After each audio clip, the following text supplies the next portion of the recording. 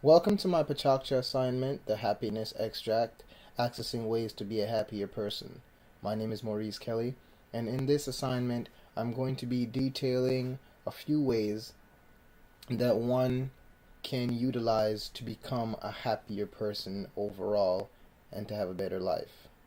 An emotional response categorized by feelings of peace and relaxation is defining happiness and is generally brought on by a chemical release of endorphins in the brain that triggers the feeling of being relaxed and at peace.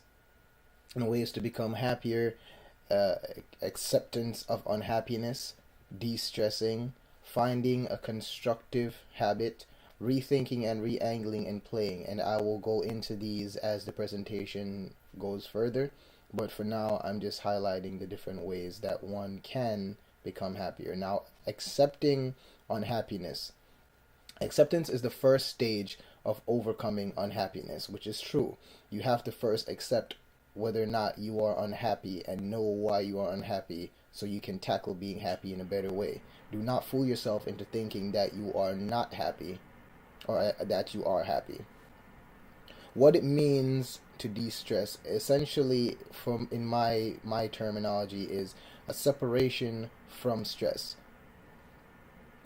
It's in general just different ways you utilize to escape stressful situations, if even temporarily, because sometimes they are permanent and we can't get past that.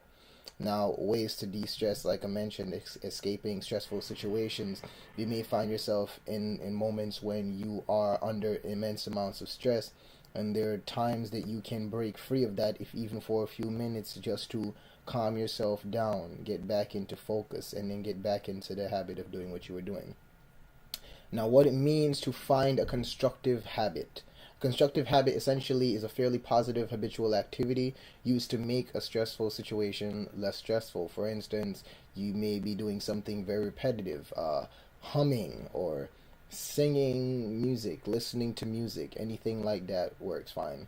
What does it mean to rethink and re-angle? Essentially, they're both the same thing. They're the ability to look at things from a different angle and applying them accordingly. I will be going into detail into how you do these things, but essentially they are rethinking something from a different point of view and adjusting to that point of view. Now, rethinking strategies is, like I said, thinking of different possibilities to things. Sometimes you put yourself in a position where you only think about one way of looking at it. Often, if you rethink the way you should be looking at it, you would find that it actually works better for you to do something in a different way, and that's where re-angling comes into play. It's applying those rethought possibilities. You adjust your thinking to a different way of operating, and then you make those changes through application.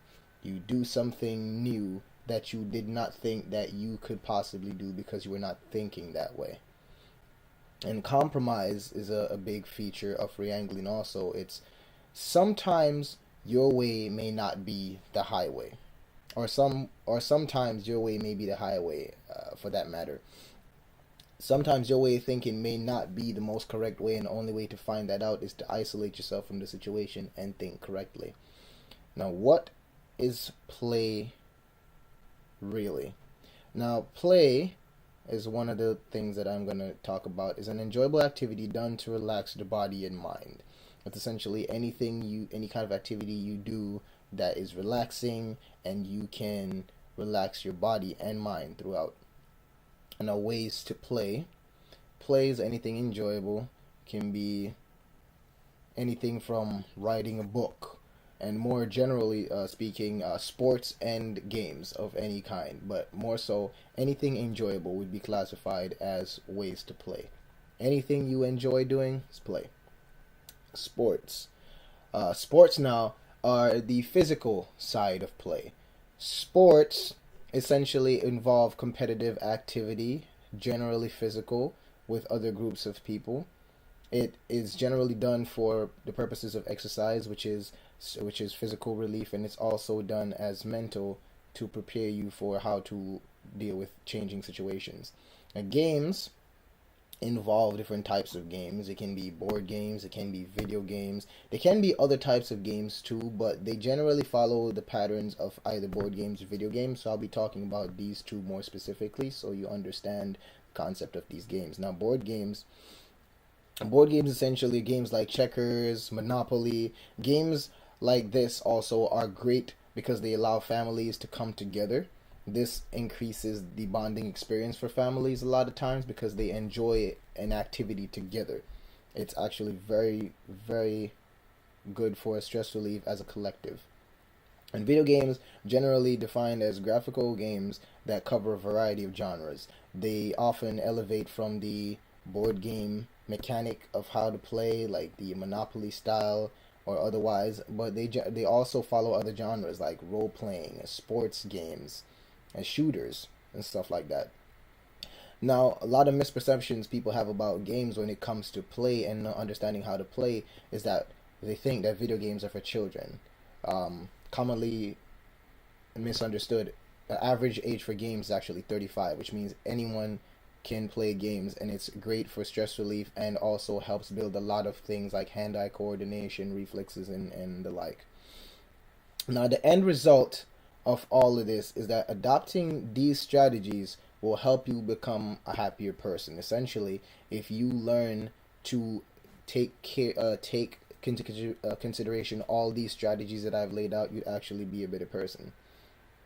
And in conclusion, life is stressful, but you don't have to be stressed out. Essentially, is the general gist of what it is that I'm trying to achieve here, is that life has a series of very stressful moments. But if you understand the different ways that you can handle it, you'll be a happier person in the long run. Thank you for your time.